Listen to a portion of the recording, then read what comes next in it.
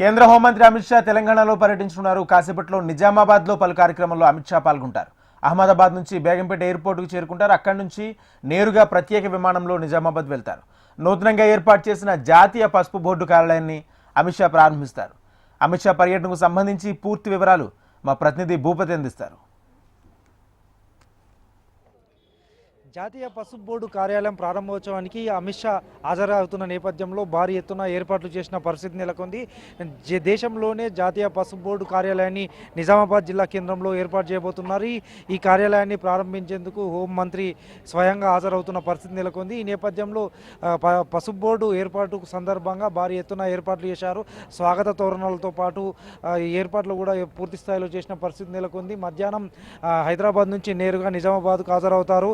నిజామాబాద్లో హాజరైన అమిత్ షా నేరుగా పసుపు బోర్డు కార్యాలయాన్ని ప్రారంభిస్తారు. ప్రస్తుతం పసుపు బోర్డు కార్యాలయాన్ని ముస్తాబు చేశారు.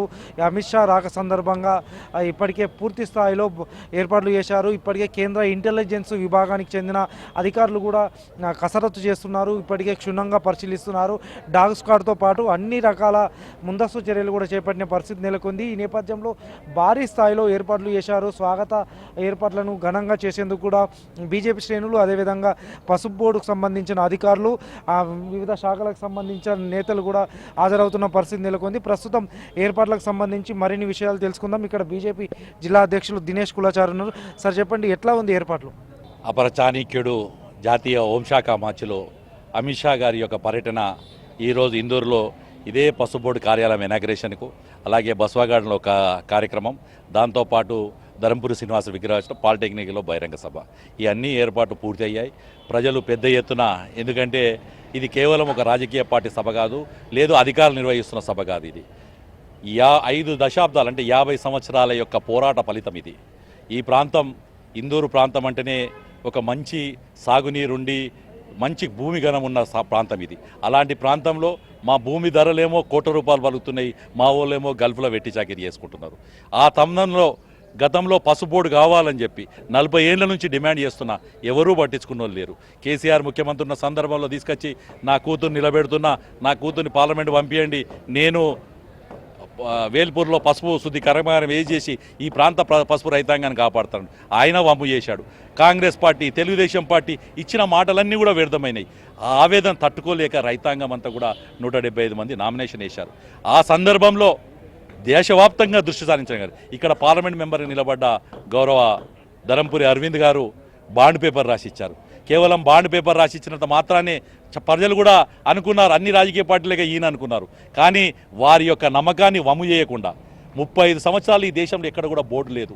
గత 30 సంవత్సరాలు బోర్డు ఇవ్వలేదు భారత రాజ్యాంగం. ఏ పార్టీ అయినా అధికారం ఉండొచ్చు, కానీ భారత రాజ్యాంగంలో బోర్డు లేదు. కానీ మొట్టమొదటిసారి అరవింద్ గారు అటు నరేంద్ర మోడీ గారిని, కేంద్ర మంత్రి వారి గారిని ఒప్పించి ఈ పసుపు బోర్డు తీసుకురావడం జరిగింది. కేవలం బోర్డు తెస్తాను ఒక మాటనే కాదు, ఆ బోర్డుతో పాటు ఇక్కడ పసుపు బోర్డు చైర్మన్గా ఈ ప్రాంత బిడ్డనేశాడు.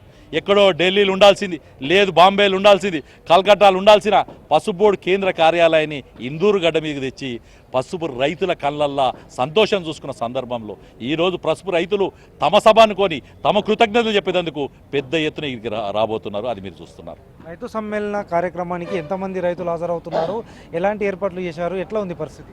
ఇదంతా ప్రభుత్వ కార్యక్రమం, ఏర్పాట్లన్నీ ప్రభుత్వం వాళ్ళు చూసుకున్నారు. కానీ రైతాంగం స్వచ్ఛందంగా, మేము గ్రామాల్లో ఉంటాం, మేము ప్రజల్లో ఉంటాం కాబట్టి రైతాంగం స్వచ్ఛంగా కొన్ని వాళ్ళంతలో వాళ్ళు మాట్లాడుకొని, పసుపు రైతులు కావచ్చు, మామూలు రైతులు కావచ్చు, చెరుకు రైతులు కావచ్చు, రైతాంగం కావచ్చు, అటు నరేంద్ర మోడీ అభిమానులు కావచ్చు, ఈ ప్రాంతంలో ఉన్న మా పార్టీ కార్యకర్తలు కావచ్చు, స్వచ్ఛంగా ప్రతి గ్రామం నుంచి పెద్ద ఎత్తున తరలుతున్నారు. ఈరోజు మీరు ఊహించరు, అంతకుముందు కూడా నరేంద్ర మోడీ గారు వస్తున్నప్పుడు మీకు చెప్పినప్పుడు కూడా మీరు ఎవరు నమ్మలేదు. ఆ సభ చూసిన తర్వాత చెప్పారు, నా భూతో నా భవిష్యత్తు, ఇందూరు గడ్డ నరేంద్ర మోడీ అడ్డా అని చెప్పి అన్ని టీవీలు అన్ని పేపర్లు రాశారు. ఇవాళ కూడా చెప్తున్నాను, ఈ ప్రాంతం ఇందూరు గడ్డ అనేది కాషాయ అడ్డా అని చెప్పి మరొక్కసారి ప్రూవ్ కాబోతున్నది. కాబట్టి నేను విజ్ఞప్తి చేస్తున్నాను, వచ్చిన వాళ్ళందరూ కూడా వేదిక దగ్గరికి వచ్చి ఆ వేదిక సమావేశంలో అమిత్ షా గారు చూసి వెళ్లాల్సిందిగా, ఎందుకంటే రోడ్లు జామ్ అయినాయో, దూరం నుంచి ఆపేసిరో ఎలాంటివి లేదు, యంత్రాంగం కూడా సహకరిస్తుంది. ఇది ఒక రాజకీయ పార్టీ మీది కాదు, ఇది రైతుల మీటింగు, రైతు మహాసమ్మేళనం. కాబట్టి మీరందరూ పెద్ద ఎత్తున రావాల్సిందిగా విజ్ఞప్తి చేసుకుంటారు. అమిత్ షా పర్యటన నేపథ్యంలో ఇప్పటికే ముందస్తు ఏర్పాట్లు పూర్తి స్థాయిలో చేసిన పరిస్థితి నెలకొంది. అయితే గుజరాత్ నుంచి నేరుగా హైదరాబాద్కు అమిత్ షా హాజరవుతున్నారు. ఇక్కడ బేగంపేట ఎయిర్పోర్ట్ నుంచి నిజామాబాద్ కలెక్టరేట్కు రాబోతున్నారు. అక్కడి నుంచి జాతీయ పసుపు బోర్డు కార్యాలయాన్ని ప్రారంభిస్తారు. ఆ తర్వాత అధికారులతో రాష్ట్ర స్థాయి అధికారులతో కూడా సమీక్ష జరుపుతున్నారు. అయితే రాష్ట్ర ప్రభుత్వానికి సంబంధించి జిల్లా ఇన్ఛార్జి మంత్రి సీతక్కతో పాటు రాష్ట్ర వ్యవసాయ శాఖ మంత్రి తుమ్మల నాగేశ్వరరావులు సైతం ఈ జాతీయ పసుపు బోర్డు కార్యాలయం ప్రారంభోత్సవానికి హాజరవుతున్నారు. ఆ తర్వాత అధికారులతో జరిగే బస్వా గార్డెన్లో సమీక్షా సమావేశాన్ని నిర్వహించబోతున్న పరిస్థితి నెలకొంది. అనంతరం దివంగత నేత డిఎస్ విగ్రహావిష్కరణ చేయబోతున్నారు. అనంతరం పాలిటెక్నిక్ కళాశాల మైదానంలో రైతు సమ్మేళనం కార్యక్రమంలో హాజరవుతున్నారు. ఈ సభకు నిజామాబాద్ పార్లమెంటు నియోజకవర్గ పరిధిలోని వివిధ ప్రాంతాల నుంచి రైతులు పెద్ద సంఖ్యలో హాజరయ్యేందుకు ఏర్పాట్లు చేశారు. ఇప్పటికే రైతులు కూడా పెద్ద ఎత్తున తరలి వస్తున్నట్లు పార్టీ శ్రేణులు చెప్తున్న పరిస్థితి నెలకొంది. కెమెరా పర్సన్ కళ్యాణ్తో భూపతి HM టీవీ నిజామాబాద్.